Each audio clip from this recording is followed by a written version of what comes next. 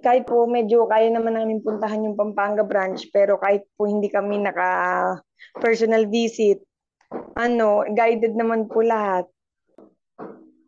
Hello po, ma'am. Good morning. Morning po. Kaya napatawag po ako para at least makapagbigay lang po sana ako ng update kasi naka-receive po kami ng update from the visa officer kanina lang po, no? Apo. So, ayun ma'am, ang kailangan lang daw naman po natin i-provide na additional requirement is kailangan po natin makapag-submit ng inyong itinerary ticket dahil approved na po ang inyong visa. Thank you, ma'am. Thank you. Yes. Thank you po, thank you. Ano yung masasabi po ninyo with regards po sa naging process po ng inyong application? Ay, sobrang nakaguide po sila. Yun po, thank you po talaga. Kahit po medyo kaya naman namin puntahan yung Pampanga branch, pero kahit po hindi kami naka-personal visit, guided naman po lahat. Thank you din po ma'am for trusting IBC. And ay ma'am, mas thank you po sa inyo kasi yung iba, di ba, judge agad yung, ay, baka di ka pwede doon kasi ganyan yung mata mo, ganyan.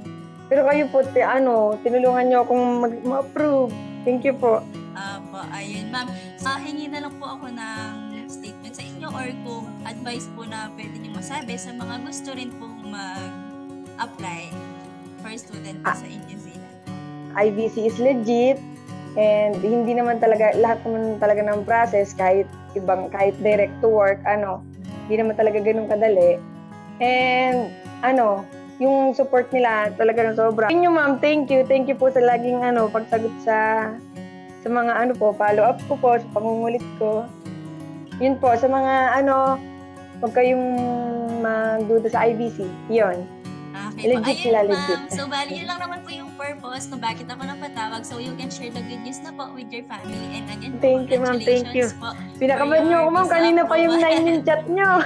Yes po. Sige, ma'am. So, bali yun lang naman po, ma'am. Congrats po ulit. And ingat po kayo. And good luck po sa inyong next Thank you, ma'am. Thank you po. Salamat po. Have a nice day po.